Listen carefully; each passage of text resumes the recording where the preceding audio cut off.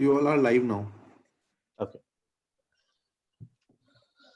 So, good afternoon, everybody. Thank you so much for joining us for this very interesting session. And it's a great honor and privilege for me to welcome you all for this session on learning and skilling during and post-COVID, a new normal. And with us, we have Mr. Andreas Schleicher, Director, Education and Skills, Special Advisor, Education Policy, OECD, with us. Thank you so much, Dr. Andreas, for joining us. And for benefit of those, though I'm sure you need no introduction, but for benefit of those who are not aware, very quickly, I'll just read a few lines about you. Andreas is the Director of Education and Skills, as I mentioned, at OECD. He initiated and oversees the program for international student assessment and other international instruments like the OECD Training and Learning International Survey, TALIS, as he was just discussing with us, and the Survey of Audit Skills, which create a global platform for policymakers, researchers, and educators to innovate and transform educational policies and practices. He has worked for over 20 years with ministers and educational leaders around the world to improve quality and equity in education. US Education Secretary Arne Duncan said about Andreas in the Atlantic that he understands the global issues and challenges as well as, or better than anyone I have ever met. And he tells me the truth. Well, Andreas is the recipient of numerous honors and awards, including the Theodore Hayes Prize awarded for exemplary democratic engagement in the name of the first president of the Federal Republic of Germany. He holds an honorary professorship at the University of Heidelberg. Ladies and gentlemen, please join me in welcoming Andreas Schleicher with us. Thank you so much, Andreas. And we also have Mr. Ratnesh Jha, who is chair of FICCI Publishing Committee with us, and he would be in conversation with Andreas. And Ratnesh, who is currently CEO of for Southeast Asia and India for Burlington Group, a leading educational conglomerate present in 20 plus countries, with over 15 plus of experience in the education sector, where he has worked in tandem with policymakers, researchers, educationists, edtech companies, guiding through helping them formulate policies, scaling businesses, and achieving operational excellence within India and across Asian countries. Not only that, he also has deep exposure of telecom and banking industries. His love for education and changing its current dynamics come from his forward-thinking, disrupting mindset, building model-based equity, quality, and sustainability, and this he wants to achieve throughout the Asia. He is an alumnus of JNU and MBA from Kellogg Business School. For his contribution to education, he has been awarded the Honorary Master from University of Cambridge. Thank you so much, Ratnesh, for joining us for today's discussion. And now I request you to deliver your opening remarks and set the context before you start the conversation with Andreas. Over to you, Ratnesh. Thank you, Sumit, and thank you, Andreas. As the smartest policy makers, the educationists and the thought leaders across the world say that whenever Andreas starts speaking, they drop their notes, they start taking the pen and start writing whatever is uttering or spoken from Andreas and whatever he's delivering. So his thoughts are very evidence-based, forward-looking, futuristic, and based on the core principle of education and skilling, which is equity, excellence, and quality. Welcome, Andreas, for a session. I'm going to spend next 45, 50 minutes. You and I would have a conversation. But before I start the conversation, let me ask you, Andreas, how are you and your family doing in Paris today? We are doing fine, despite the difficult circumstances. But I think personally, so far I can say I'm still lucky. And thanks for hosting me. Thank you. So we're going through an extremely difficult time. This pandemic and the health crisis is unprecedented. We have never seen in a humanity of a crisis such as, because of the scale of it, is across the countries, different countries are struggling. And what it does is it comes with its own set of social and economic ramification. The last projection of IMF suggested that the world economy will degrow by about -1%, which has a give and take -6% of the developed country and -1% of the developing country. So in our part, in Asia, countries are still, remaining positive. And that actually throws a huge challenge for many of us in the education ecosystem or part of the economy to be very imaginative, innovative, and thinking forward that how would you actually deal with this whole crisis as you start thinking about the future, start thinking about the current generation. In that context, what is happening also is that the pre and post-COVID and the right now, there are various models being spoken about. So in the pre-COVID era, we've had primarily three set of models we've been talking about. One about the education, keep that as a status quo, where the play of the government is larger, it's a high gearing, high cost, but many of that align to what government decides as a policy. So the government is deciding a policy to build the competence, build the good play of skills and education. That's the status quo you will maintain, and many of the countries following that. The second is where you actually align to the larger global giants and the bigger players, what they're trying to do across the world. And so therefore the larger technology players, big players come in, and the countries and the educators and education players align themselves for some of those larger set of thinking and the disruption happening. So the technology players make sure that the efficiency and the effectiveness really becomes better, and therefore the government gains from that. The third model, and which is very interesting model, where you look at peer-to-peer kind of gearing happening. So where you actually look at really micro-credentials building, the skills playing a better role, larger role. The knowledge is minimum required for your basic set of education what you do in a primary education. But the moment you take forward to secondary and the higher education, the skills starts playing an important role. And therefore, you start actually valuing some of the current set of disruptive technology like artificial intelligence, machine learning, and it starts seeing a play of good technology and traditional set of setup. It's a good blend, it's output driven, it optimizes the cost, and there's a cohesive set of work which happens in the education system. So we see pre-COVID era, these are the kind of models being spoken about. And I think we continue to see those models being played as we go along in the future.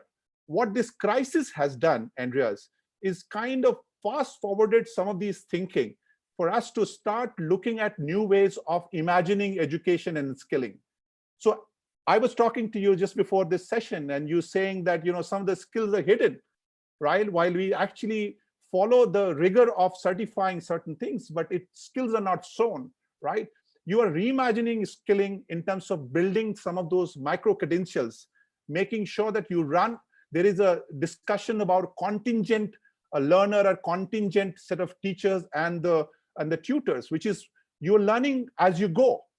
So in this reimaginative world, Andreas, my first question to you, that as part of the ecosystem of education, how do you envisage that we not only deal with what we're going through right now, but we also start planning for some of these changes which we see in an overall ecosystem?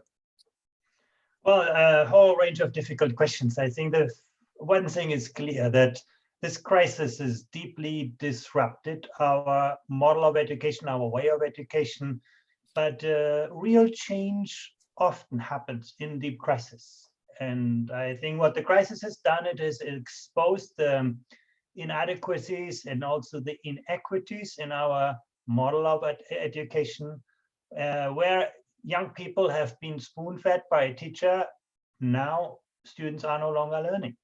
Where young people have been given, the motivation, the capacities, the learning strategies, the agency to study, well, they can now thrive on distance learning. Where teachers used to wait for government instruction on what to teach and how to teach, in this moment, they are out of business. where teachers engaged as a profession in designing innovative learning environments, in engaging with other colleagues, in building sort of the capacity in education. Well, now they have a new business model. They have actually a different approach. They can actually engage with the students online, where people used technology to replicate existing practice. Well, when schools are not open, that model is broken down. Where technology has been used to create new learning environments, to engage students, to build student agency, well, online learning now makes us thrive. So I think what this crisis has done, it has shown, the weaknesses of our current education. We have built those education systems that we have pretty much in the industrial age, when education was about conformity, compliance, about standardization, and so on. But the kind of things that are easy to teach and easy to test are now also easy to digitize, to automate, to outsource. I think this crisis really highlights that we have become very good in educating second-class robots, people who are very good in repeating what we tell them. But in this moment, we need to think harder what makes us first-class humans, people who can imagine, who can build something new of intrinsic positive force. This is what technology cannot do. This is where human capacity is very good. People who can navigate tensions and dilemmas. This world is no longer black and white. People need to sort of deal with conflicting interests, reconcile tensions, and so on. People who have built agency, build sort of the capacity to mobilize their cognitive, social, and emotional resources. I think those things are now at a premium. So I think this is the opportunity that this crisis provides to rebuild education systems around the kind of paradigms that will be more and more important for the future. Yeah, Andreas, I think you're actually saying that the human intelligence is of the prime in terms of for us to look at not as a second robot, but to be able to go back to basic set of premise and start questioning that what is it as a competence which we need to build, rather than going back to the industrial era where some of those repetitive skills and the competence which is being built. Now, what do you think are those skills and competence according to you in the future? And how do you think the current system is gearing up, or the current set of the government and the corporate structure gearing up in terms of dealing with that sort of competence and future skills? Yeah, let me first look at it the other way around. I think what we clearly see is that anything that you can describe in the form of an algorithm can be done better and faster by a machine today. That has happened first for manual skills, the routine manual skills. This is where robots took over whole factories. It has happened now for cognitive skills as well. Now you can see, surgeons or radio diagnostics being done better by artificial intelligence than by humans. So I think the type of work that lends itself to being described by a mechanism, by an algorithm, is the kind of work that disappears for humans. So I think that side is clear, the decline in routine cognitive and routine manual skills. Now, your question is, of course, the other side of the coin. What is it that makes us human, that complements, not substitutes, the intelligence that we have created in our machines? And I would highlight a number of things. I think the first part is perhaps the most obvious part. Technology is very good in extrapolating from what we know, but it rarely extends the boundaries. So our capacity to imagine, to create, to build, that is a deeply human capacity. And again, if you want young people to be creative, you have to give them opportunities to explore, to experiment, to take risks. If people take risks, they're going to make mistakes. If people make mistakes and we don't tolerate them in our education systems, we will inhibit creativity. So again, creating learning environments that foster students' sort of initiative, the ways to explore new things, I think is going to be very important. That's the first dimension. The capacity of people to solve complex problems. And with complex problems, I mean problems that are not goal-oriented. so that evolve while you solve them. Many of the human problems that pose themselves are not one that you can, clearly set out at the beginning, analyze, and then develop a solution and implement, but they're actually requiring humans to interact with the problem or to interact with other people. I think that's another very, very important. The capacity to think critically. We have become very good in teaching young people the established wisdom of our times, but we are far less good to help people question the established wisdom of our times. I give you an example. When we did our last PISA exam, we looked at the capacity of young people to distinguish fact from opinion in a complex setting. And we found that in the industrialized world, less than 1 in 10 students was able to do this. So students had learned an enormous amount of stuff, but they had not developed the critical thinking skills to, push the boundaries and question the established wisdom of our times. That brings me to a third thing. In school, we spend a lot of time on the surface knowledge. We teach people, physics and chemistry and so on. But actually, the real question today is often not, what have you learned in science content, but can you think like a scientist? Can you design an experiment? Can you distinguish questions that are scientifically investigable from questions that are not? Can you think like a mathematician? We know how to use lots of formulas and equations, but do you really understand the nature of an exponential function? If we did, we would have dealt with the COVID pandemic in a very, very different way. But as humans, we are built for linear spaces, time, space, a linear concept. We have a hard time engaging with something like that is of an exponential nature. So thinking like a mathematician, using theoretical concepts to solve problems that we can't intuitively capture.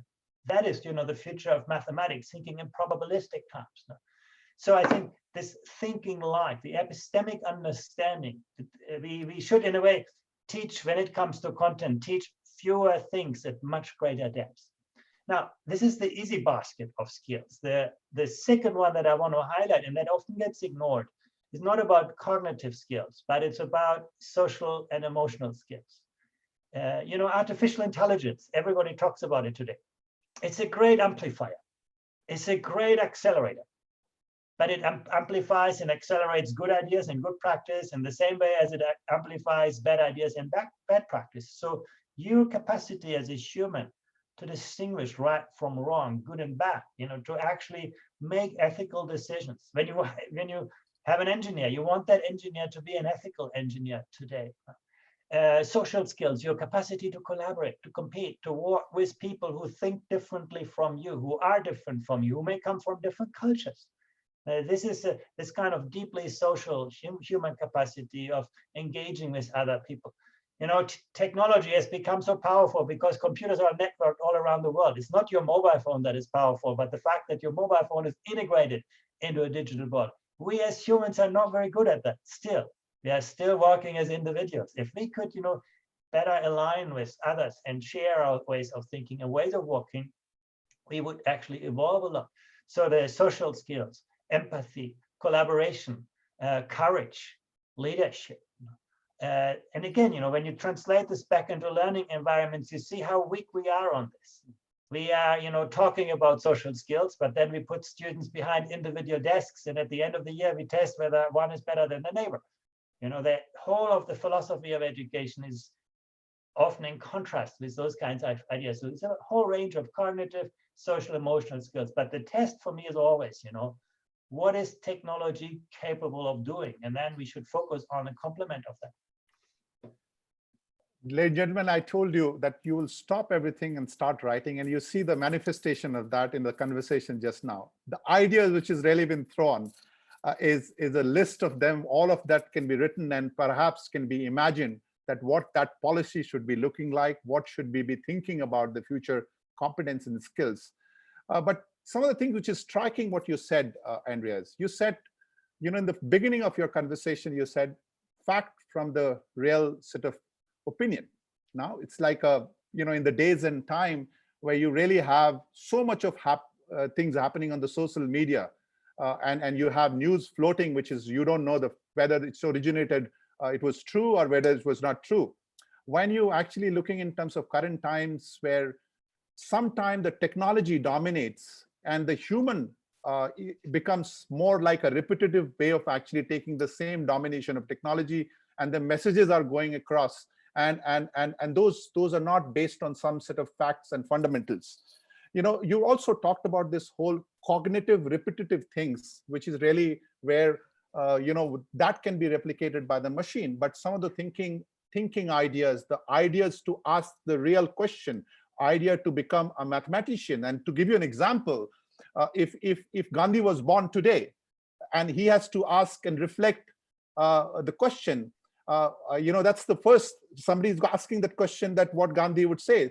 But if you to say what Gandhi will tweet for what is happening in pandemic, would be different way of imagining. That's very original way of actually saying that. How do you think about as a mathematician? How do you think as a scientist? Or how do you think as a real expert, rather than take the same industrial set of norms and series of things which you've been repeatedly doing over the time and play that back? And therefore, the basic set of change in the fabric of human intelligence is really what you're talking about, Andreas. My next question to you, that what are the diverse learning pathway that emerge to support some of the ideas which you're talking about in the pandemic, which is the crisis which you're going through, also post-pandemic? What are the diverse pathways which you suggest, which essentially could really come up and emerge, to be adopted or to be taken forward by whether the educators or the policymakers? I think you have given the keyword already, and I think that's diversity in pathways. Often in education, we predefine, different certain ways of how to become educated. You go to school, then you go to university, you get a degree, and something like this. And actually, today we need to think much more in terms of lifelong, life-wide learning. You accumulate learning in different contexts, in institutions, at the workplace, at families, in the social environment. And we need to see that this as an ecosystem. Education has become, surely the crisis is showing it, is a whole of society project. It's not a government project, or not, a service project where people are clients and schools are service providers, and parents and students are, consumers. It is a project which commands from everyone to play their role and part. And the one set illustration of this is, we have this very artificial dichotomy between academic and vocational education today, where those who have done well in school, they continue to go to university and they work as knowledge workers, and then those who did not succeed so well, they go through vocational training and they are going to work for the knowledge workers.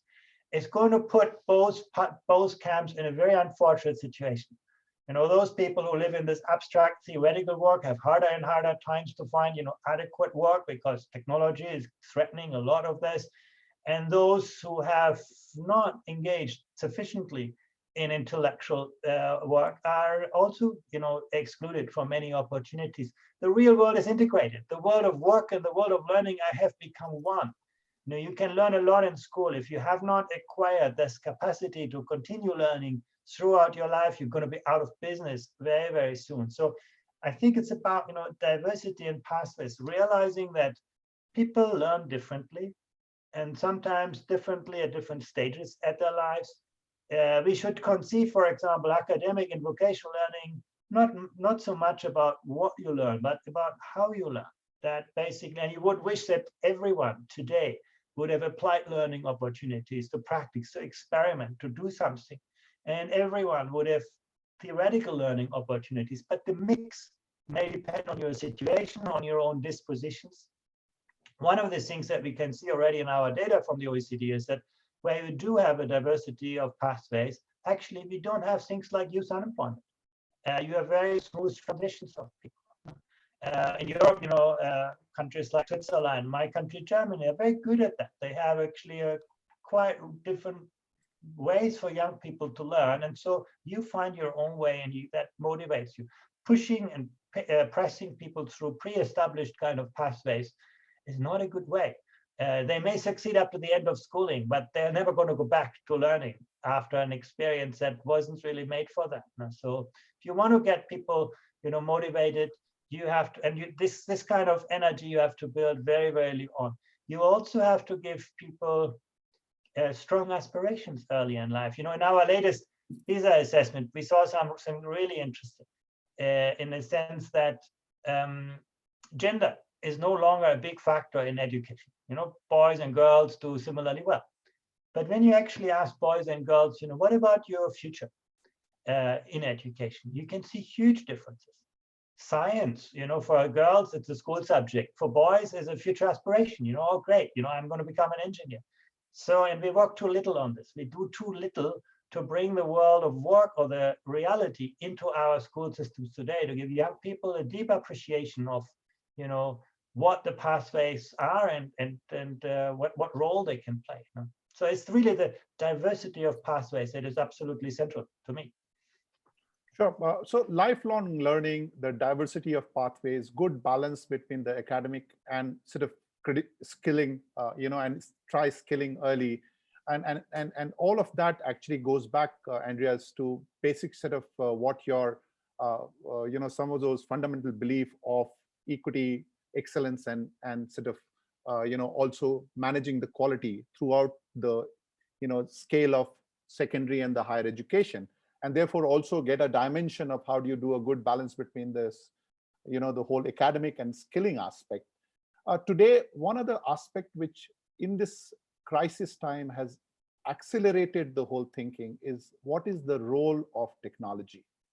What is the role of what we in some of the worlds such as ours we call ICT, or the role of technology, role of how does the really blend between the traditional and sort of technology really happen? So that has actually, the whole crisis has accelerated the whole question about how do we ingest IT as part of not solving the issue today, but also accelerating some of the reimaginative way of dealing with education and skilling. What is your view about that, Andreas?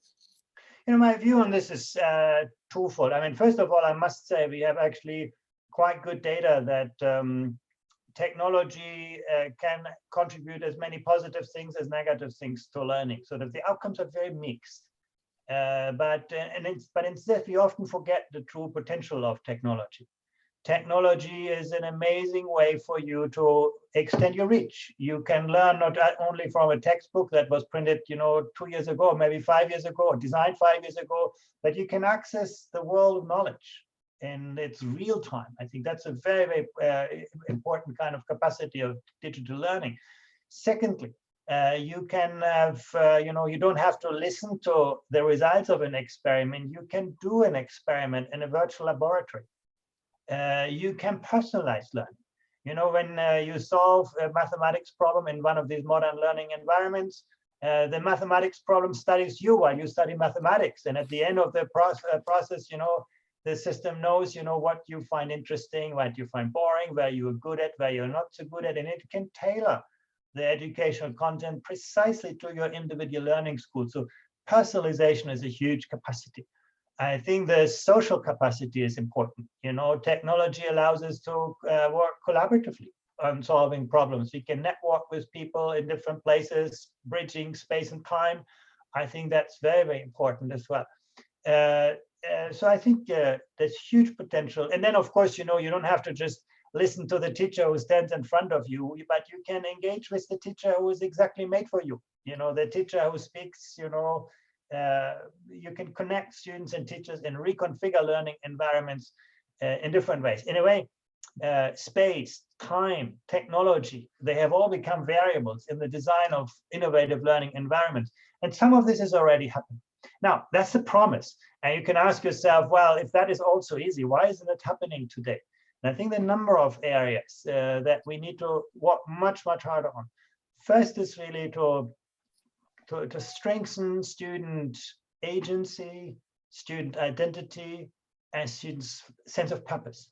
If you are used to be a consumer, a listener in education, technology is not going to do much good for you. This idea of active learning, to explore, is very important, because technology alone, putting a tablet in a classroom is not going to do anything good, because it will make learning just more reactive. You type rather than listen. That's not the purpose of technology. It's really about, building that sense of, self-directed learning, where you can actually build those human skills. Technology will be a great and an amazing enabler. Second, for teachers, technology will complement and extend great teaching, but it rarely replaces poor teaching. That's something we should be really careful about. That's sort of the idea, okay, let's just, then it will make learning more scripted, more mechanical, and that cannot be the purpose of good technology uses. So I think, and again, in this crisis, you see this, where, teachers and learners have used technology in innovative ways prior to the crisis, they're doing really well now. But whether it's great technology but poor learning capacities and poor teaching capacities, technology is not doing anything good in this crisis. So again, I think it's building the right ecosystems. We have the technology of the 21st century. We have students of the 21st century. But in a way, we have still pedagogies of the 20th century. And we have a school organization out of the 19th century. And that mix is what creates the problem. We need to basically, upgrade our pedagogies, our institutional structures to reflect the digital world. And then I think technology can have a tremendously positive impact.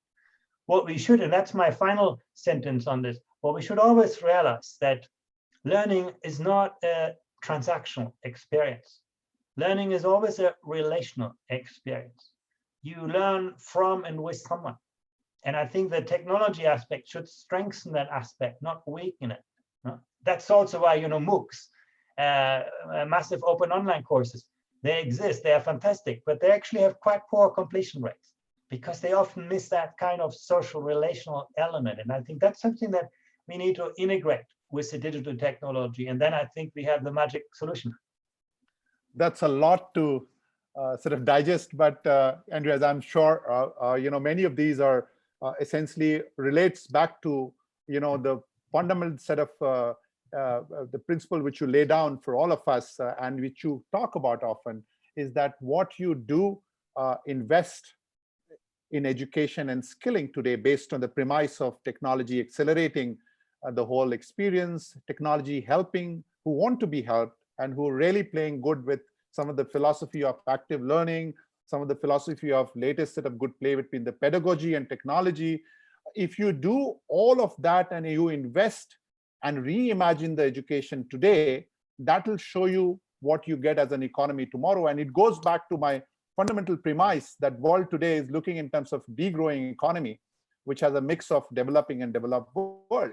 But we see that some of the economy has done well, even in this crisis time, and reacted well. It's fairly manifested in India, outside of India. We see South Korea doing very well in terms of managing the crisis, and the examples have been laid down. We see within the country, some of the states here in India has done extremely well. And I think that just says that, if you do look at some of the fundamental principle, invest right at the right time, then you start actually planning a good economy as you go along. So it has a sort of a leading effect as you go along. But you talked about the teachers, and I promised you that this is an interactive session, and we're getting a lot of questions, Andreas. And one of the first question is about the whole teacher and the capacity building.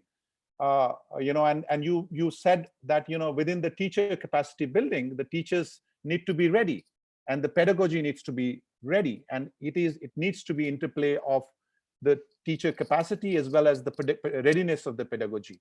As we imagine the new world, and as we imagine the blended world, as we imagine the technology accelerating some of these experiences, how do you think, and what's your advice to build the capacity of this teacher?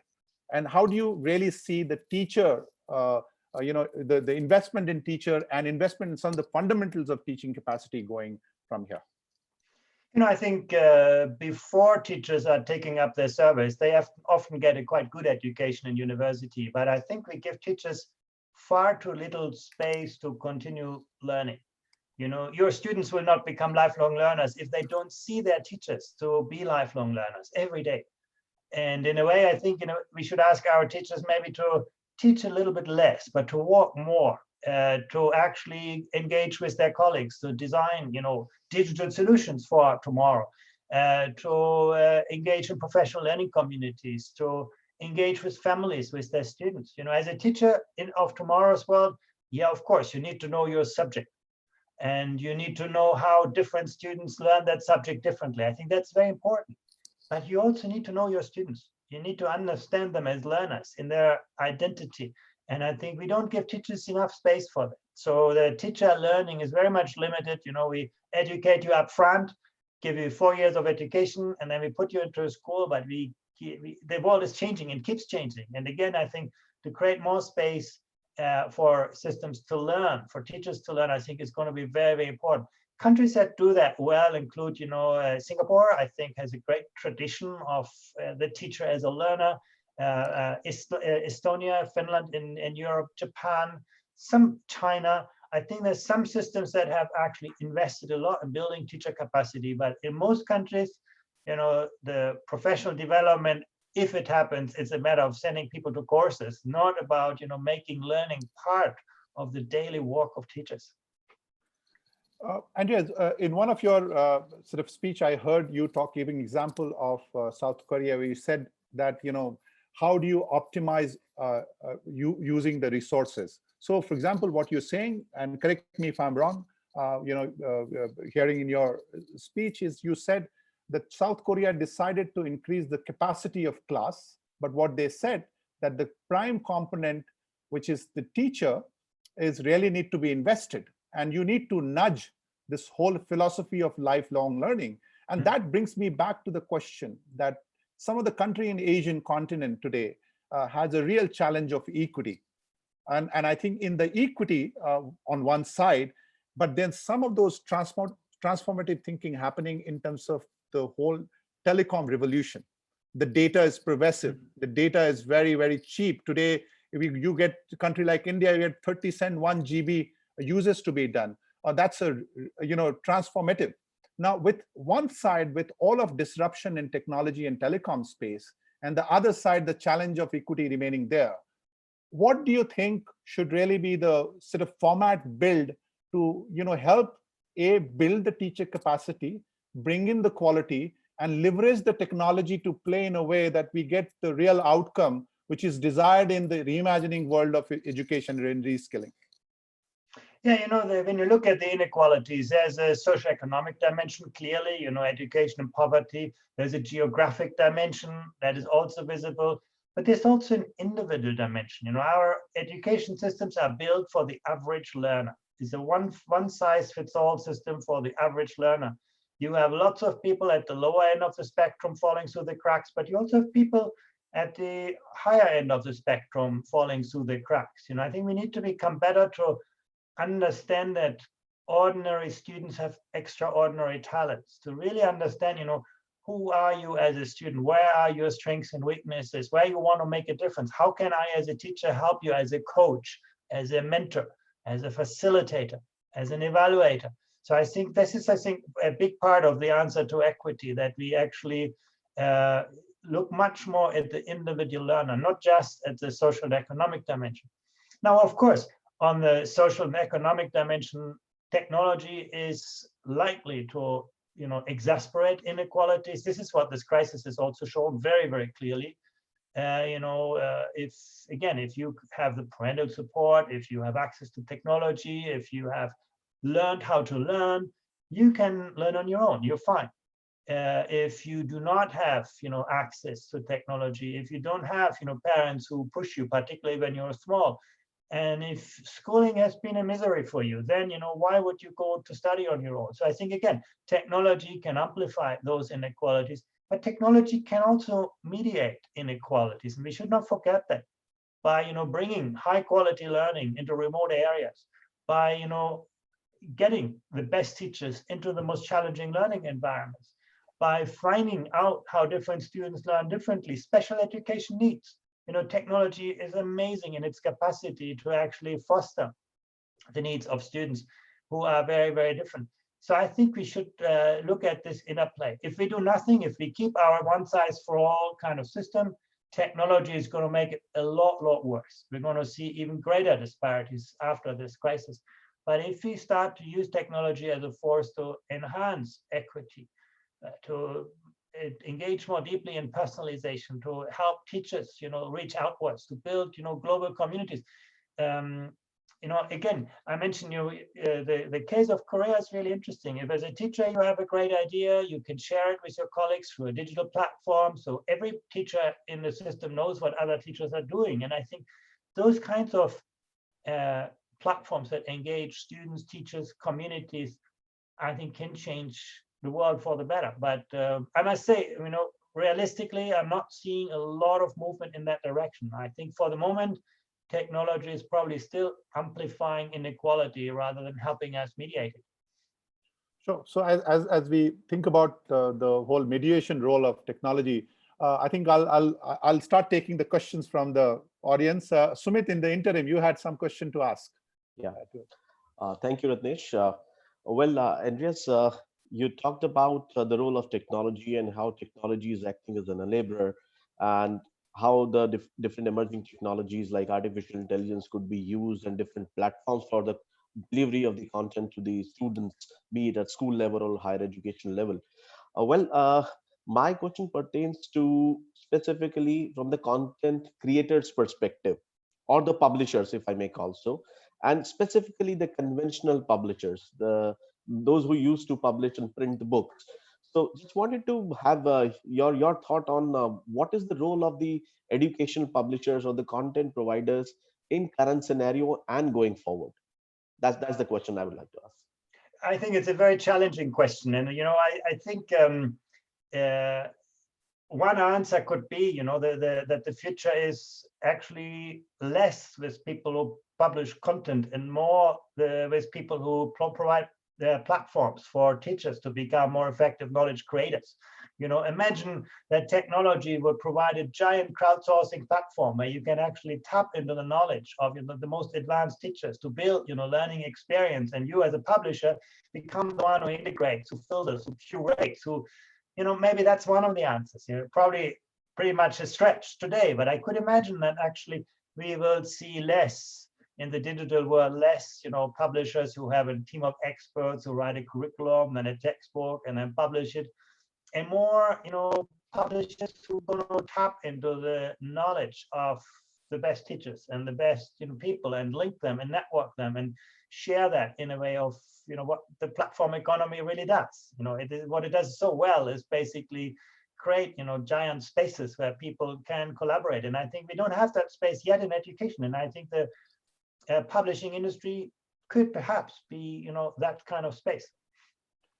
So, Andreas, I'm kind of pivoting and asking a question which has been asked by one of the audience, and it's a very different question. So, I think what learning at home assumes certain kind of standardization at home, around the environment learners, and in a context of country or the region such as ours, it's often not delivered. So, I mean, you're living in a smaller house, you have a sort of one bandwidth shared within the household, you have whole family around, and to deliver the right experience becomes sometimes challenging. And we see that really a discussion or debate point, which is happening right now. But as we envisage or as we look at the blended model coming where digital would play a role and tomorrow, how would you say that the whole structuring of that environment seem to be looking like in your mind, and what is any suggestion from your side?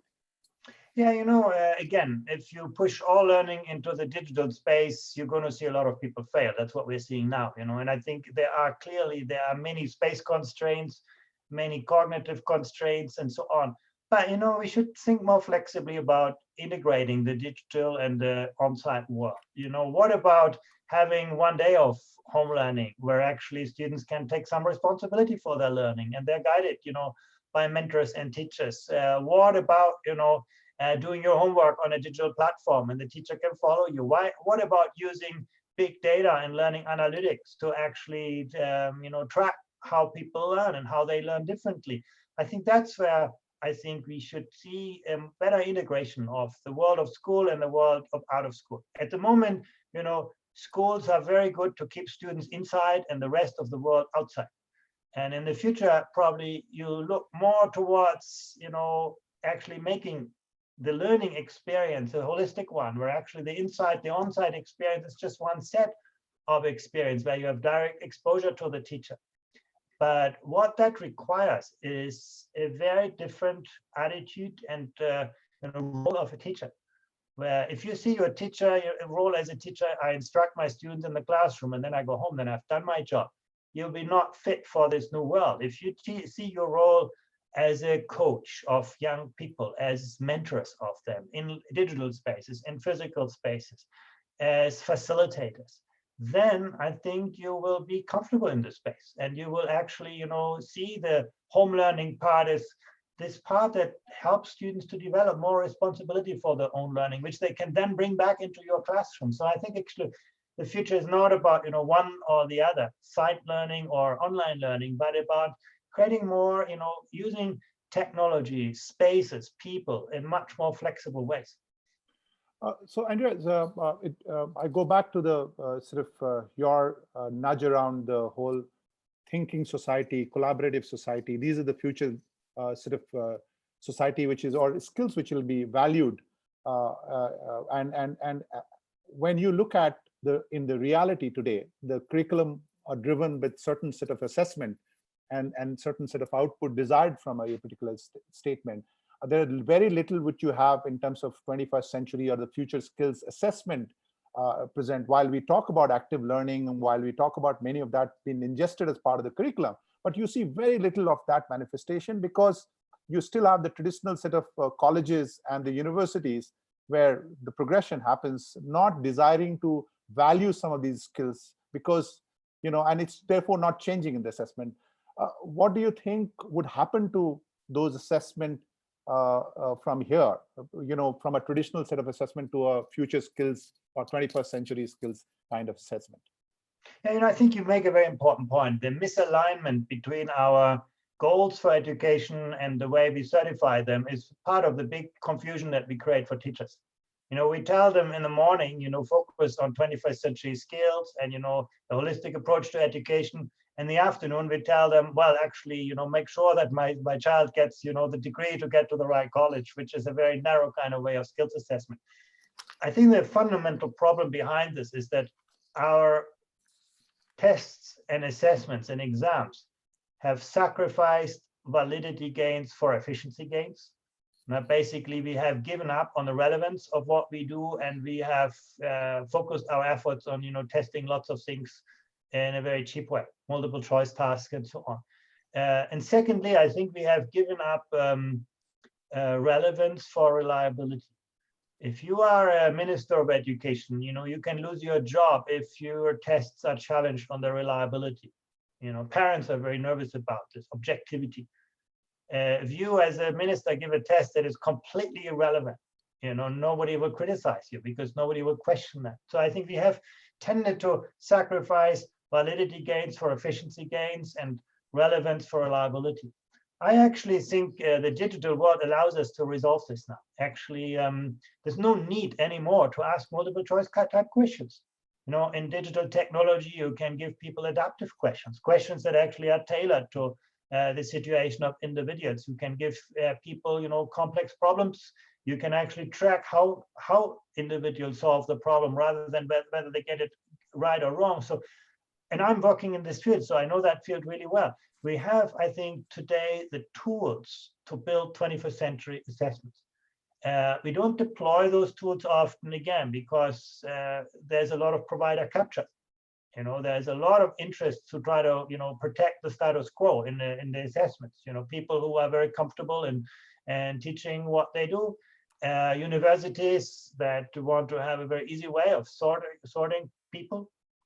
But I think technology now provides us with the tools to actually, align the assessment with the curriculum. And I think that's a very, very important step. If we don't do that, one piece of evidence on this is innovative pedagogy works so much better for small children than for, children in secondary school. precisely for that reason, because in primary schooling, people, look at the child. In secondary education, they look at the exam. And so I think we need to, redesign our assessments. And actually, I must say our PISA exam is an illustration for that. In PISA, we have built, we've put in collaborative problem-solving skills, social skills. We have looked at complex, ways of thinking tasks. So actually, it shows, PISA shows that this is not, an abstract idea. It can actually be done at large scale. But you need to convince, I think, the hardest nut to crack is that universities belong to the socially most conservative institutions that we have, that actually, are very, very good protectors of their trade. And I think those university entrance exams are part of the bottleneck that we face.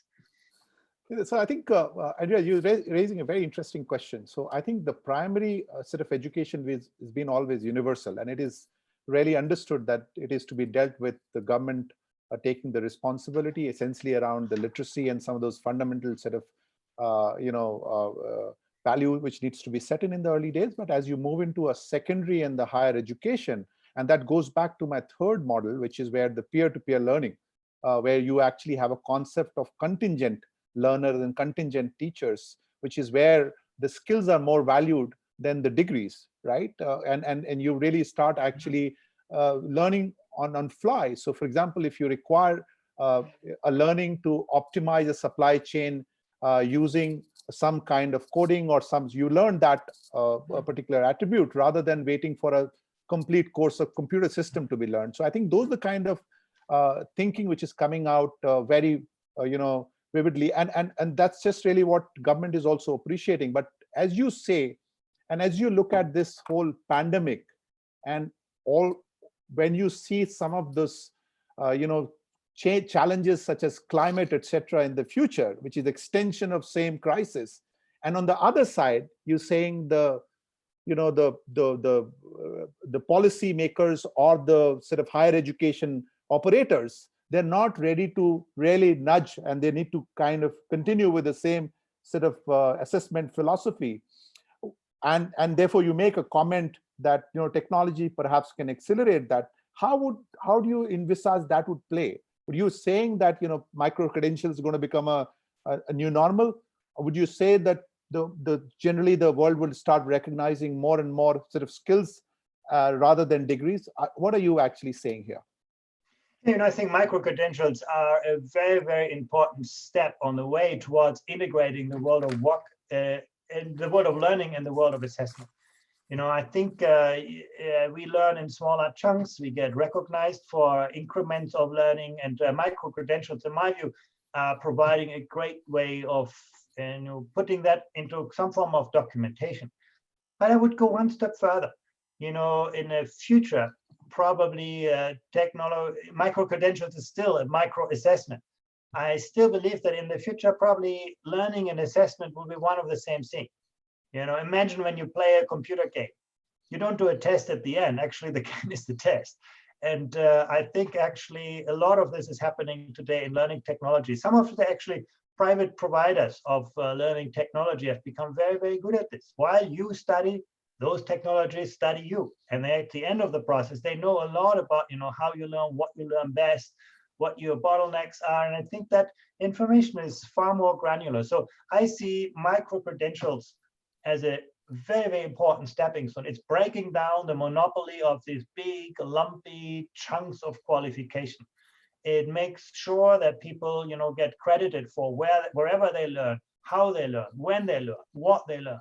It puts, it shifts the role from the institutions to the learner. I think that's all very, very good.